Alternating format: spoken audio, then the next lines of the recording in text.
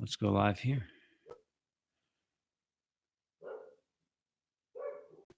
Good morning, Saturday morning, and I look great on the mustard wall. Oh, how is everyone? Hope we're all great. Let me share this and then we'll get started. If you're watching, we're going to do our NFL picks um, episode, and then I'll post that to the podcast. So, share. How are you? Saturday morning coffee and NFL picks. Post. All right. So let's get started. What is up? Thank you guys so much for tuning in to another episode of the What Had Happened Was podcast. As you can tell by the title, this is an NFL podcast. If you're not interested in the NFL, what the hell are you doing here? You know, I appreciate it, but I can guarantee you that the next 35, 40 minutes are not going to interest you much. We're going to try to get through this without the kids needing me too much, but I can't make any promises there. Lindsay's out. She's at some estate sale. She's getting some furniture, I believe, for our potential new house. I say potential because we've already had one fall through. We're hoping that the second does not do the same. So I'm out in my parents' living room today because the bedroom was occupied. The kids were on their iPads and shit in there. Now Maxon's on his Mario Odyssey, and Sloan is, I think, just on her phone and coloring. So I don't know why I decided to take 2 minutes to tell everyone what my kids were up to, but since we were there and we did that, let's go ahead and get started. You can hear them yelling in the background. All right. So first game of the season, Falcons and Eagles. Matt Ryan showed why I do not think he is a fantasy quarterback. He just, for whatever reason, like shits the bed in the red zone.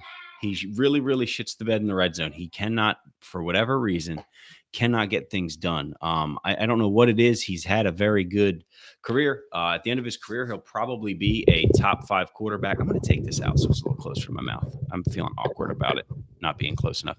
By the end of his career, he'll probably be a top 15 quarterback. When it comes to, yardage, touchdowns, all those fun things. But for whatever reason, he just can't get in the end zone when it matters. He only threw for like 20 touchdowns last year, could not get in the end zone against the Eagles again, threw the ball out of the end zone again to Julio Jones again to end the game. That's not what I want to do. I don't know. It's becoming a theme for the Falcons, and it's something they have to fix. Just came out that they lost Keanu Neal. They're one of their keys to their defense, I guess you could say, for the season. So that's not looking good for them. They started off 0-1 against the spread. I liked the Falcons when they were a 2-point underdog. All of a sudden, when the game started, they were a 1-point favorite. And by that point in time, I'd already made my pick, so I stuck with it. Really regret it, but it is such as life. You don't go against the defending Super Bowl champions in their showcase game. I thought it was pretty shit that they delayed the game as long as they did, but it was the Eagles' first Super Bowl, so I mean, they wanted to have that little ceremony. They wanted to have B-Doc out there, Jeffrey Lurie. I get it. I understand why they delayed the game for the rain, but it was a bit, Thursday night. People got to work on Friday. The game didn't kick off till damn near 9:00.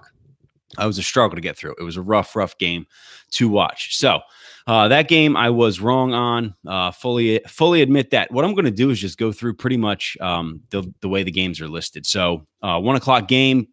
You have the Browns hosting the Steel Doggies. I think the main takeaway there is going to be Le'Veon Bell. We know he's not reporting. When will he report? Who knows? I don't know that he matters that much in this game. The Browns are an improved team. I don't know if anybody watched Hard Knocks, the series. It was a really interesting, I guess you could say, season. They're typically really good, but this one was good for a lot of the, the borderline fringe players. They had some really good storylines with Nate Orchard, Carl Nassib. Ryan Nassib was his brother, I think, that played quarterback. Carl Nassib and Tyrod Taylor, Baker Mayfield, and Brogan Roback, some of the quarterbacks. It was a really, really good series. I don't think it helps them on Sunday, though. They can be on Hard Knocks all they want. James Conner is probably the fantasy pickup for the week. I'm sure people were fighting for him on the waiver wire without, Le'Veon Bell reporting. I know that those Steelers offensive linemen are looking to make to make a point like, hey, you're a great player, but we don't really need you. So look for James Conner to have a big game. I do think the Steelers will cover, but I do think it's going to be a low scoring game. I'm going Steelers minus 4.5 there. But again, that game could very easily be a 17-10, 20-9, one of those low scoring games that the AFC North is used to. I do think on the East Coast, I don't know how, I guess Cleveland's more Midwest than East Coast, but it is supposed to be like 70 and rainy. So that could affect quite a few of these games. Obviously not the indoor games, you pussies that play in domes. But I'll take the Steelers there minus 4.5. Next 1 o'clock game, we have Indy hosting the Bengals. I did get to watch the Bengals a little bit this preseason. I don't know why, but every time they were on the NFL Network or anytime I turned on the TV, it seemed like the Bengals were on. So I did get to watch actually 2 of their preseason games. One was against the Bills, and they looked dominant. However, it was the Bills. I don't trust Andrew Luck. I don't trust his health. I don't trust his shoulder. I do not think that Browns are garbage. This is true. They've been garbage for a while. I do think they're on the uptrend. I really think Myles Garrett is going to have a humongous year. Teams are going to have trouble blocking him. He can cause Big Ben issues. Big Ben has been regressing the past few years when he's under pressure. He used to be like the guy that you could count on to scramble, make a play. When you blitzed him, he made you pay. But he's been really struggling under pressure as of late. The Jaguars kind of exposed him last year. And we'll see if that trend continues. With Andrew Luck, he's another quarterback that unfortunately I think is on a downward trend, and it's mainly because of his health. They got Quentin Nelson. They've gotten some help. I think Costanzo's going to play for them. Jake Mewhurt had to retire, so they did lose a player there. I like the Bengals in this game as an underdog. I'll take the Bengals plus 2.5 in that game. I don't know. I think the Bengals were bad last year, obviously, but their team's not that awful. I think they have one more run in them. I'm not certain why I have that feeling. I just do. I think this is a bounce back year for them. Geno Atkins in the middle, Andrew Billings in the middle. They should be able to pressure the quarterback up the middle. William Jackson, they're good enough on the outside. Dre Fitzpatrick, Kirkpatrick, I'm sorry. I don't know why I had a little stroke there, but they're good enough on the outside that they can hold teams if they can get pressure up the middle, which they should be able to. Their linebacking core leaves a lot to be desired, and I'm sure the Colts will look to expose that. But I like the Bengals plus 2.5 in that game. I don't think many people care about that game, and many people don't care about the next one. Titans at Dolphins. So Tennessee is going to Miami. Tennessee is my pick for surprise team of 2018. Reason being, they got Matt LaFleur, offensive coordinator from the Rams there. He's going to go ahead and take his talents to Nashville. I think they play in Nashville, wherever. So he was with McVay last year. Now he's with Vrabel. The Titans changed over their coach. They used to have Malarkey, who's an old school guy. I think Mariota had 16 touchdowns last year, 15 interceptions, or maybe that was reversed. Whatever it was, he was right at about 1 touchdown, 1 interception ratio. And it was not a very good year for Mariota. I look for him to have a bounce back year. They have Taywan Taylor. They have Rashard Matthews. They have Corey Davis. They have Delaney Walker. They have Derrick Henry. They have Dion Lewis now. On defense, they have Adoree Jackson, a young cornerback. They've got Malcolm Butler coming over. They got Rashaan Evans, an inside linebacker from Alabama they drafted. They got Jarrell Casey on the line. Brian Orakpo outside. Derek Morgan on the outside. Kevin Byard at safety. They just lost one of their safeties, but they then went out and signed Kenny Vaccaro. I really like Tennessee, if you couldn't tell by the fact that I just fucking listed off their entire roster. I'm taking Tennessee -1 in this game. I'll give the points. Miami is going to be a decent team. Ryan Tannehill is better than a lot of people give him credit for.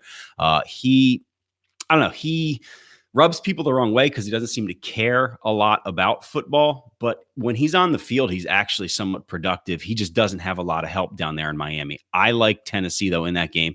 Give me Tennessee -1. I'm not sure why this game's being played at 1 o'clock, but it is. We have the Vikings hosting the 49ers. Everyone knows about the Vikings last year. They were the surprise team, 13-3. They got lucky to beat the Saints in the playoffs with that Marcus Williams whiff, I guess is the best thing you could call it. And they shouldn't have probably been in the NFC Championship game where they got destroyed by the Eagles, but they definitely did what they had to do there. I don't really think Kirk Cousins is a giant upgrade from Case Keenum. He's an upgrade, and you're not going to get any arguments from me there. He's an upgrade, but I don't think he puts them to now like some sort of Super Bowl contender. My dogs just went crazy outside over something. I'm not sure. Oh, I guess my wife just got home. But he does make them a Super Bowl contender, but I don't know that he makes them a Super Bowl winner. Dalvin Cook being back for the full year is probably going to be a big deal. Latavius Murray, I think, is going to vulture him a little bit. Lat Murray, as some people like to call him. Anyway, the pick there for me is the Vikings -6.5. Obviously, you can't mention the Niners without mentioning Jimmy GQ. This is going to be his first full season with the Niners in Kyle Shanahan's offense. We all know what Kyle Shanahan was able to do in his second season with the Falcons. That was when their offense really took off. I think a lot of people feel the same thing's going to happen in San Francisco. Their running back, unfortunately, just got hurt. He came over from Minnesota. McKinnon, he's out now. So now they have Matt Breida as their main running back. It looks like they're going to struggle on offense again. I don't know that Marquise Goodwin, George Kittle, and Matt Breida are going to get the job done there. So I'm taking Minnesota -6.5 against the Niners, who I do think will be better, just not as good as people predict. I'm going to take a quick break on Facebook. Give me 2 seconds. I will be right back.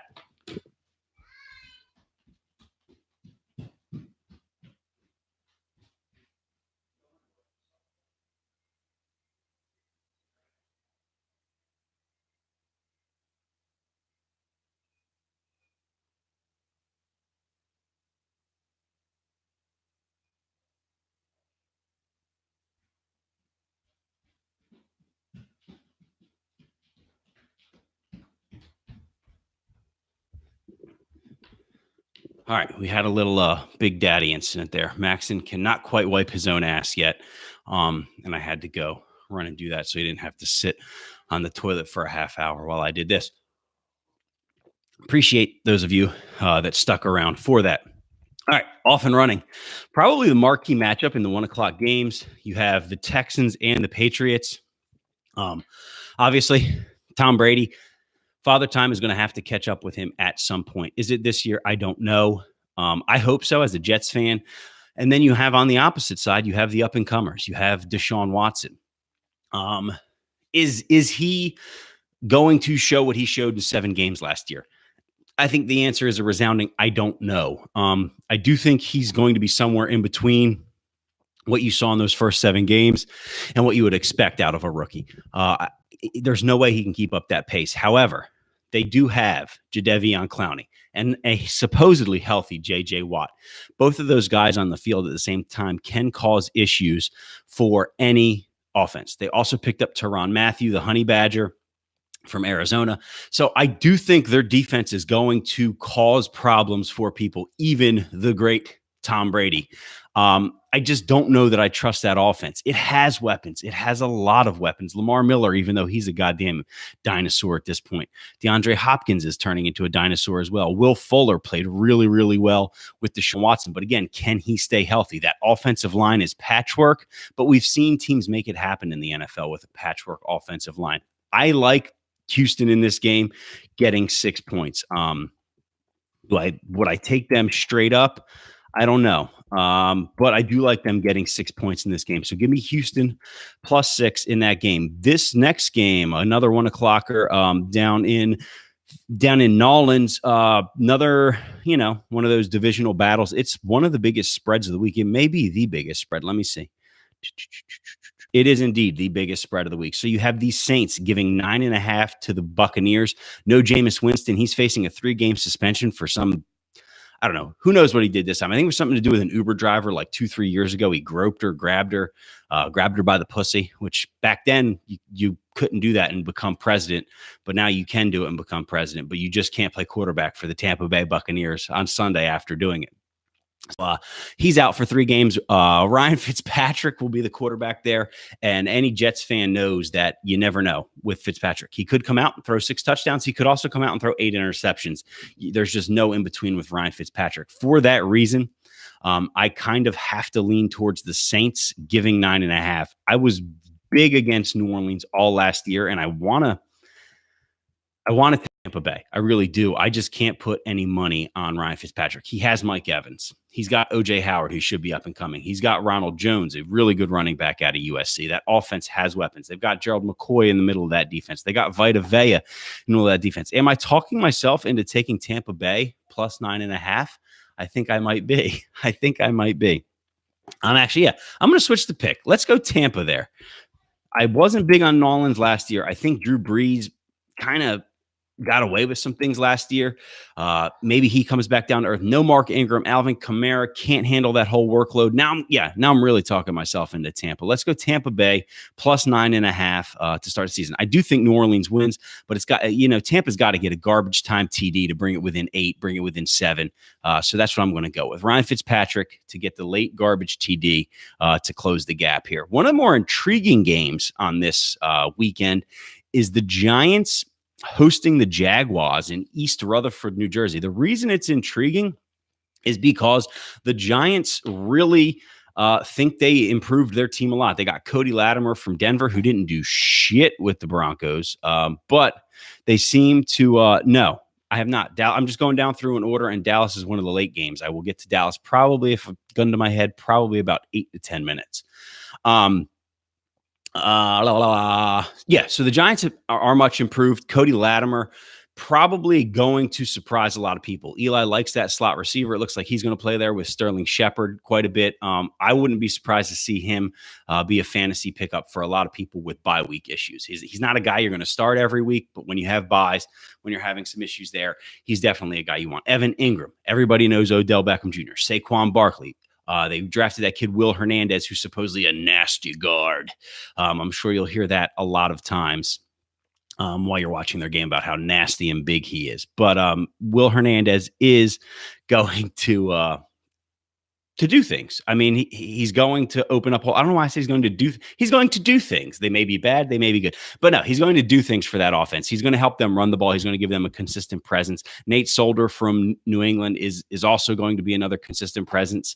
I do like the Giants this year. I just don't know that Eli can stay away from turning the ball over against that Jaguars defense. For that reason, I'm going Jacksonville -3.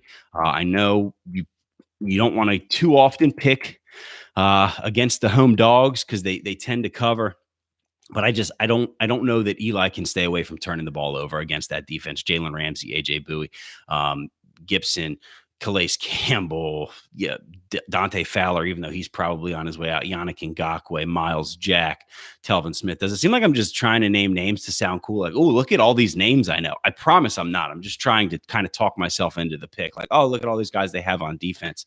I promise I'll stop listing fucking names like Rain Man or something. But no, that could be one of the better games outside of Houston, New England. I think my eyes will be on both of those games. Giants are home, so that'll be on CBS, and Houston and New England will be on CBS. If you're in the lower Delaware area, you're probably going to be watching this next game. If you don't have like DirecTV, it's Ravens Bills. The Bills come to Baltimore. The Ravens are a 7.5-point favorite. Joe Flacco, all reports out of Baltimore that he had a phenomenal training camp. I guess we shall see. I don't know what that says for him. That took them drafting Lamar Jackson for him to kind of get in gear and get in shape, similar to Big Ben, how they talk about he got in shape. Like he shouldn't have been in shape his whole career getting paid $15 million a year. Like, I mean, you would think you're not going to come in looking like Jabba the Hutt every season, but it worked for him. He won a couple Super Bowls. So who the fuck am I? Just a bald fuck in Delaware trying to talk shit on Big Ben and his date raping skills. Anyway, Joe Flacco, the Bills, I watched them in the preseason. They look bad. They're starting that kid, Nathan Peterman, who, if anyone remembers his game last year against the Chargers, he threw 5 interceptions in one half. A lot of them were tip balls, not all his fault, but still 5 interceptions in one half is shockingly bad. He's getting the start. He had a great preseason. Josh Allen, their rookie quarterback with the rocket arm. I don't know whether he didn't impress enough. They don't want to stunt his growth. I don't know what the reasoning is for starting Peterman over him, but it looks as if they're going to go with Peterman. And for that reason, I'm going to go with Baltimore -7.5. The Bills looked like they were going to struggle to move the ball. Granted, LaShawn McCoy did not play a lot in the preseason. When he does play, he's a huge difference maker, obviously. LaShawn McCoy out there, Kelvin Benjamin out there, Zay Jones on the outside. They cut Corey Coleman, who they got from Cleveland. I was surprised to see that. I guess they're high on a couple of these kids that they had in camp that are like young, fast receivers. But they're going to leave a lot to be desired this year. The Bills, the Dolphins, and the Jets have pretty much given that division to the Patriots. I think that's the one division in football that you can look at and say there's not much question there. I think the Patriots are going to win the NFC East. And it sucks as a Jets fan to know that in week one, but it just kind of is what it is. I'm taking Baltimore -7.5. Now we're into the 4:00 window here. Chargers, Chiefs. I'm going to try to call the Chargers Los Angeles. I will probably call them San Diego multiple times. I really like the talent the Chargers have. Their coach is a Rex Ryan disciple, and he holds them back. You got Phillip Rivers. You've got Keenan Allen. You've got this kid, Mike Williams, out of Clemson, who's supposed to have an up-and-coming year. But they're going to try to run Melvin Gordon. They're going to try to be 3 yards in cloud and dust. They're going to try to play Joey Bosa, Melvin Gordon, and use that defense. Jason Verrett already had his season-ending injury, so that was taken care of early in camp. They didn't have to worry about that. This pick is more based on the fact that I don't know that I like Patrick Mahomes. So they're playing the Chiefs. The Chiefs obviously got rid of their quarterback, Alex Smith, shipped him to the Redskins, and they did get a great cornerback. Well, I shouldn't say great, a really good corner in return. They got Kendall Fuller, a good young cornerback to replace Marcus Peters, who they got rid of to the Rams. And I don't know. I don't know that the Chiefs made the right decision there. We shall see. You got to go with youth. Patrick Mahomes is, again, he's going to be tested right away. When you have Joey Bosa on one side of the line and Melvin Ingram on the other side, and you got to deal with those two guys coming at your blind side or coming off your edge every single play, he's definitely going to get a trial by fire. And for that reason, I'm taking the LA Chargers to cover that game. They're giving 3.5 at this point. I'll give the 3.5. Oh, by the way, I'm going to give my 5 picks that I like the most. So I'm picking every game, but there's 5 that I feel really strongly about this week, and I will give those at the end. So either fast forward to that if you're listening to the podcast, or stay tuned for that if you're listening now. A 4:00 game of, that 5 years ago would have been like the premier game on the schedule. It's Broncos, Seahawks. Seattle's going into Mile High. Seattle's going into Mile High. And again, 5 years ago, this would have been all the rage. I just read an article that Peyton Manning, when he was in the league, he alone would draw like 20 million viewers to a game. And now that he's gone, the NFL struggles to do that. I know there's a lot of conjecture that it could be due to kneeling, it could be due to protest. I think that some of it, obviously, but I think the majority of the reason the NFL is losing viewers is because everybody's losing viewers. People just aren't watching TV the same ways they used to. I watched a vast majority of Eagles Falcons on my Roku, on my streaming device, so I didn't count towards any kind of viewers on DirecTV, on any cable system, anything like that. I was watching on an app, on the NBC Sports app. So cable viewers are just dwindling. They're going down. It's just a sign of the times. Not many people are going to be watching this game anyway. Unless you live in Denver or Seattle, I don't think many people care about this game. Seattle did just get Earl Thomas back. He did end up reporting to camp. He did not pull a Le'Veon Bell. He's going to play for them. Somehow Denver, I guess because they're home, is a 3-point favorite. Everyone knows the issues Denver had with the quarterback last year. They had Trevor Siemian. This year, they upgraded a little bit to Case Keenum. They still have Demaryius Thomas. They still have Emmanuel Sanders. They have a running back that a lot of people are high on, Royce Freeman. They do have some weapons. However, I'm not a huge Denver guy. On the flip side, I'm not a huge Seattle guy either. Their offense looks, again, like it's going to be Russell Wilson scrambling around like a chicken with his head cut off, trying to find an open receiver. They shipped off Jimmy Graham, who was a failed experiment. They shipped off Jermaine Kearse last year to the Jets. So it's pretty much Doug Baldwin. Paul Richardson's gone. It's like Doug Baldwin, and I'm sure that the wide receivers in Seattle are just fine being called a bunch of other guys. But that's pretty much it. They did draft Rashad Penny in the first round, so I do think they'll try to run the ball a lot this year. I think they're going to try their best with Rashad Penny, Chris Carson. They're going to be a running team, rely on what's left of their defense. Michael Bennett's gone. Richard Sherman's gone. Cam Chancellor is pretty much retired at this point. Bobby Wagner and Earl Thomas are all that remain. They got the kid with one hand, Shaquem Griffin, who I think a lot of people are going to be interested in seeing. You like that? How you like me now? I waxed up. I turtle waxed for this. Um, no, so yeah, but they have Shaquem Griffin, Shaquille Griffin, the two brothers who are really fast out of Florida. Both of those kids should be able to run around and make some plays. It's scary that I'm calling these people kids. That's how old I am. I'm now calling grown ass NFL players kids. I'm fucking old. It's like me and Tom Brady are like the old fucks. So I'm sure he calls the players kids. Well, you kids and your music. But yeah, so I'm going to go actually just because they're the home team and I don't like Seattle. I think Russell Wilson doesn't have any weapons. I'm going to go Denver -3 in that game. I'm not very comfortable with it. Brings us down to Cardinals, Redskins. The Cardinals are hosting the Skins. 6 years ago, again, this is another 6 years ago game. Sam Bradford, Larry Fitzgerald would have been interesting. David Johnson obviously is someone you always have to account for. I think the Redskins are a better team than people are giving them credit for. Are they going to win the Super Bowl? No. Are they probably going to win their division? No. But they are not some laughingstock. They are really, really stout across the defensive line. Ron Payne, the rookie they just drafted this year. Last year they drafted what the hell is his name? Whatever. They have two defensive tackles, basically both from Alabama, who are really good and will cause problems up the middle. Billy, we are old. I know we like to pretend we're not. We are old. I was kind of not faced with my mortality, but the whole Mac Miller thing, which I'll talk a lot more about on Sunday's podcast, really, I don't know, for whatever reason, it shook me up. Usually I don't care about celebrity deaths, but that one shook me up for some reason. I think because I don't know. It's where I was in my life when I first started listening to his music. But whatever. That's neither here nor there. We're talking about Redskins and Cardinals. So I think the Redskins are a lot better than people realize. I do think they got fleeced in that Alex Smith trade. I'm not a huge Alex Smith fan. But what he's going to do is he's going to move the ball and he's going to be consistent. I think the Redskins defense is going to cause just enough problems for Sam Bradford, David Johnson, and Larry Fitzgerald. The Cardinals lost Tyrann Mathieu. They still have Patrick Peterson, but that defense is getting older. They lost Calais Campbell 2 years ago. Now they lost Tyrann Mathieu.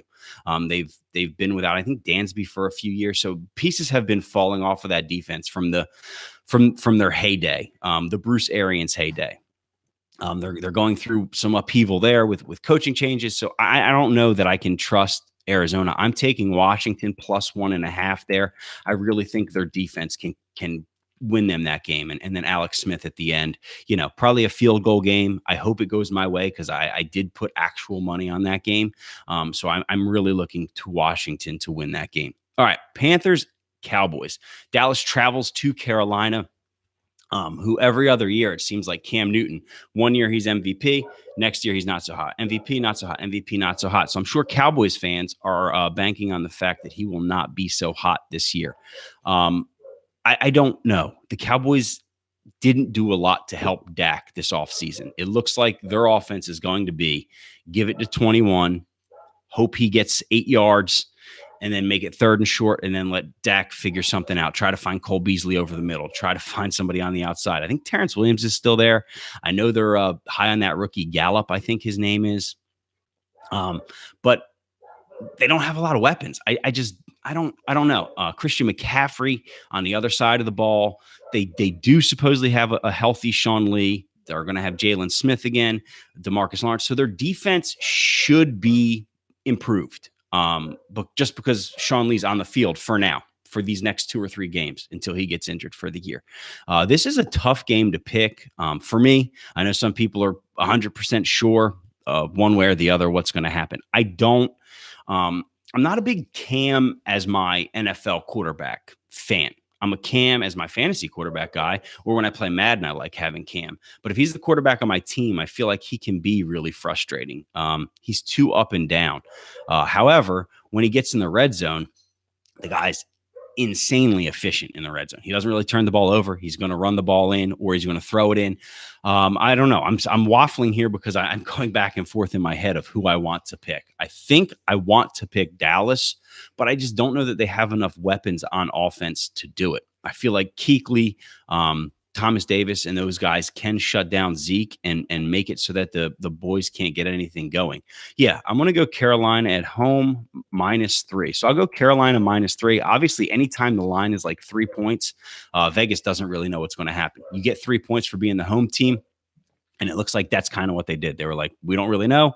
We're just going to give Carolina 3 points for being the home team. All right. So that brings us to Sunday Night Football, which I think at first blush, a lot of people think, Packers, Bears, who the hell cares? Packers are going to win that game. And I don't entirely disagree. What I do want to point out is that when the preseason started, the lines were released for week 1. This line was Green Bay -12.5. It's now all the way down to Green Bay -7. I think a lot of people are realizing the Bears are for real. They just traded for Khalil Mack. So they're going to have Leonard Floyd on one side, Khalil Mack on the other side. They also have Kylie Fitz, who they drafted, who can get after the quarterback. Aaron Lynch, who they picked up in free agency, who can get after the quarterback. They're not quite so hot up the middle. They did draft Roquan Smith, who looks like he's going to be a monster, but they have Danny Trevathan and this kid, Quiet Katowski, or however the hell you pronounce his name. One of those stupid Polish last names. What kind of idiot has a Polish last name? But they're better than a lot of people realize. They just re-signed their D tackle, Eddie Goldman, to some big money. They're good on the corners. I shouldn't say they're good. They're okay on the corners. Prince Amukamara is not lighting the league on fire. Let's just put it that way. They're really good in the back end, though, with Eddie Jackson. They're really, really good in the back end. I like the Bears in this game, not to win, but I do like them to cover. I just don't know that Green Bay beats them by more than a touchdown. Aaron Rodgers is a crybaby. I'm not a big fan of him at all. He's a great quarterback. Of course, you want him on your team, but just some of the things he's done and said, especially with the whole Anthony Barr injury, where when Barr put him out for the year last year, Aaron Rodgers basically said, like, he cursed at me like, well, okay, you're playing football and you probably said something nasty to him. Did you expect him to say, oh, sorry, Mr. Rogers, I'll jerk you off after the game? No, not going to happen. So this is more of I think a referendum year for the Packers and probably for Aaron Rodgers, because he doesn't have the same kind of weapons he's used to. He still has some really, really good players. So he's got Devontae Adams. Jimmy Graham is not the same player he once was, but he should be okay in that offense. Ty Cobb, fucking baseball player. Randall Cobb and Ty Montgomery. I put them together to make the super racist baseball Hall of Famer, Ty Cobb. But no, Ty Montgomery and Randall Cobb are still good. I just don't know where the Packers are going to be able to run the ball. And if you can't run the ball consistently, you're going to struggle to move the ball. Since Eddie Lacy kind of fell off a cliff, the Packers have honestly struggled on offense to have some consistency. And yeah, Rodgers has been hurt, so that makes up for a lot of those issues when he's on the field. But you need a consistent run game. I'm taking probably Green Bay to win that game, but I'm also thinking the Bears can keep it within a touchdown. All right, so that's all the Sunday action. You got a pretty good slate of opening weekend games. There's no marquee matchups, but I would say Patriots, Texans is the top of the heap. Giants, Jaguars is a good one. Niners, Vikings is an intriguing one. Obviously, people are going to be interested in Panthers, Cowboys with Cam, and then just the Cowboys. They have a great following. And I really think that Cardinals, Redskins is going to be a surprising game for a lot of people, because I think a lot of people are down on the Redskins this year. Anyway, Monday night, Jets, Lions kick us off 7-10.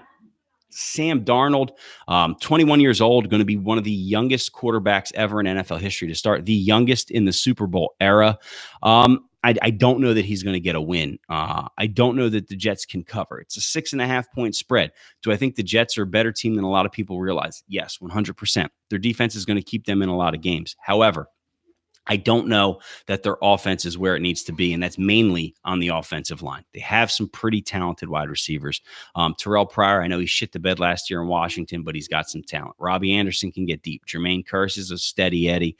Quincy Enunwa, another steady guy over the middle. The Jets have some weapons. They're not going to light the league on fire. I do think Detroit will throw the ball a lot. If you have a Detroit quarterback or wide receiver, Detroit quarterback, like if you have Matt Stafford or Kenny Galladay or Golden Tate, or even Marvin Jones, I would look to start them against the Jets. Matt Patricia is a Bill Belichick disciple. Belichick, for years, since the Jets have had a pretty stout run defense, has pretty much just exclusively thrown the ball against them. And I would look for Patricia to do quite the same. You're not going to run the ball very well against the Jets. The Lions do not have any good running backs. I mean, they did draft that kid, Kerryon Johnson, who looks good. Theo Riddick's a good receiving running back out of the backfield, but they don't really have any of those stud running backs that you'd think, oh, that guy, you can give the ball to that guy 20 times and he'll get you some yardage. The Jets should be able to shut down their run. I just don't know that the Jets are going to be able to generate enough offense. The Lions could score 24 and still cover 6.5 point spread. There's just too many unknowns with Darnold for me to go with him at this point. He's a young kid. I'm going to have to pick Detroit. I do think the Jets are going to surprise people this year. I went and put $50 on over 5.5 wins for them already. So I am confident they're going to have a better year than a lot of people think. However, week one, it's hard to go with a 21-year-old rookie on the road in the bright lights, Monday Night Football. So for that reason, I'm going with the Lions minus 6.5, even though it hurts my heart to say that. Next one, Rams, Raiders. The Rams go into the black hole. I think this is the last season in Oakland, I believe. I think they're going to Vegas next year, and they're going to have a jail in their facility in case people decide to kill one another, which they tend to do at Raiders games. So the Rams, everyone knows the offseason they've had. They re-signed Aaron Donald. They've signed Ndamukong Suh. They got Brandon Cooks from the Patriots. They got Marcus Peters from the Chiefs. They let Trumaine Johnson walk, which I think they probably upgraded. Peters, I would believe, is a better cornerback than Trumaine Johnson. So they upgraded there. They've got Kayvon Webster still. Maybe they don't. But they've got John Johnson, the safety in the backfield. Where the Rams struggled was at linebacker, and I think they're going to continue to struggle there. But their defensive line is going to keep people off of their linebackers. So it shouldn't be, it shouldn't be too crazy for a guy like Mark Barron or whatever. He's not going to have a bunch of blockers on him. They're going to be worried about Donald. They're going to be worried about Sue. They're going to be worried about those guys up front more so than they are trying to get to the next level and block the linebacker. So Mark Barron and those boys should have plenty of room to roam free. I do think all the Rams moves are a little overrated. I'm not a huge Brandon Cooks fan. Not at all. Didn't impress me a ton with the Patriots. Can he go deep? Yes. Can he run some intermediate stuff? Yes. But you can also body him and take him out of a game. There's a reason he's been on 3 teams in the last 3 or 4 years. The Saints didn't like something about him, got rid of him to New England. New England didn't like something about him, got rid of him to the Rams. I think he's a downgrade from Sammy Watkins. I know not a lot of people think Sammy Watkins is a great wide receiver, but I think personally he affects the defense more than Brandon Cooks. The defense has to pay more attention to Sammy Watkins than they do Brandon Cooks. Brandon Cooks is basically Tavon Austin on steroids, which we know Tavon Austin is dog shit. I don't know why people think he's going to do something with the Cowboys. But that's Brandon Cooks, but he's much better than Tavon Austin. Anyway, with that being said, after I shit all over the Rams, I don't like what's going on in Oakland right now. I don't know how you pay a coach $100 million guaranteed and then don't pay your best player. I don't know what kind of message they're trying to send in Oakland. It's 2018, the players are just as important as the coach, except in pretty much New England. Every situation but New England, the players are more important than the coach. There's the old saying, Jimmys and Joes are more important than X's and O's. And when you take a guy like Khalil Mack off of a defense that has struggled, I think you're asking for more problems. Now, there's also the argument, well, the defense has struggled. It's not as if our defense was great to begin with. So what does it matter? We just got 2 first-round picks for the guy, and our defense was kind of shit anyway. So I get that argument. I really do. But they're going to struggle to put pressure on the passer. Where I do think Oakland will be much improved is on offense. Just they were really weird last year. Derek Carr regressed. Amari Cooper had a bad year. I think Cooper has a bounce back year. Carr has a bounce back year. Marshawn Lynch is still a dinosaur. I don't know what you're going to get out of him at this point. I know he looks faster and he looks more svelte, I guess you could say, in the preseason, but I just don't know what you're getting out of him. I'm taking a wait and see approach with Oakland. I do think they can contend for the AFC West crown. I really think it's between them and the Chargers. But it's there's too many question marks for me for week one. So for that reason, I'm going with the Rams -4.5 in that game. So to recap, I'm going Rams -4.5, Lions -6.5, Bears +7, Carolina -3, Washington +1.5, Denver -3, the Chargers -3.5, the Ravens -7.5, Jaguars -3, Tampa Bay +9.5, Houston +6, Minnesota -6.5. But Tennessee -1, Cincy +2.5, Pittsburgh -4.5, and I already lost the Falcons Cowboys game. Now, for my 5 picks that I think are the best, I don't know why I just squatted down and got into position for this, but I did. So here are my 5 locks. I'm going to highlight them yellow. That's what I'm going to do. Where's my highlighter tool here? Phil. Yellow. All right, so there. Cincinnati is one of my picks. I just do not like. I don't know why everyone's so high on the Colts and Andrew Luck. I think the Colts are quite honestly one of the worst teams in the NFL, and Andrew Luck makes them a 6-10 team instead of a 3-13 team. So I'm not so sure what the love fest in Indy is there. So I'm taking the Bengals +2.5 to have a bounce back year. My next one, I think already said Tennessee is going to have one of the years in the NFL, one of the best years. They may challenge Jacksonville and win that division. Houston is going to be really good. It's going to be a great divisional race in the AFC South, and I think the Titans are the team that comes out on top. So give me the Titans -1 in Miami. There's 2 of my 5. My third is the Chargers. I really am not high on, if you guys couldn't tell, I'm not high at all on Patrick Mahomes. I'm taking the Chargers -3.5 there, mainly due to the fact that I don't think Patrick Mahomes is the real deal. My fourth pick or lock, I guess. I'm not calling these locks. I don't know what the hell I'm going to call them, but I'm going to call them something. I'm going to call them tough picks. They're my tough picks. The Redskins +1.5. I do not think the Cardinals are very good. I think the Redskins are middle of the road. So middle of the road beats not very good most times for me. It's a 4:25 start on the West Coast. I get it. The Skins are traveling west. It's the first week of the year. There shouldn't be any kind of fatigue or jet lag or anything like that. So give me the Skins as one of my locks. And my last lock, again, is more for the uncertainty and what the hell's going on in Oakland. It's the Rams. So I'm taking the Rams -4.5 as one of my locks. One of my tough picks. We'll go there. So Cincinnati +2.5, Tennessee -1, the Chargers -3.5, Redskins. I can't believe I said it. I tried not to say it. I probably said it 50 fucking times and didn't realize it. The slurs, +1.5, and then the Rams -4.5. Guys, I will be back on tomorrow night. Shit, it's Saturday. I'll probably be pretty tuned in. I think we're going out to the bar. I got my parents to watch the kids, so I'll probably be pretty tuned in. So tomorrow could be an interesting podcast while the Bears and the Packers are playing. I'll try to squeeze that in during halftime. All right. Thank you guys so much for tuning in. Hope you enjoy the rest of your weekend. If you're watching from Delaware, it looks like it's going to be a washout. I'm looking out the window, like fucking people can see that on the podcast. Anyhow, all righty. Have a good one. And I'm not going to say it because it's not the actual podcast. Enjoy your day. You guys have a great day. I hope that all great things happen to you, and may you be centered and whole in your life.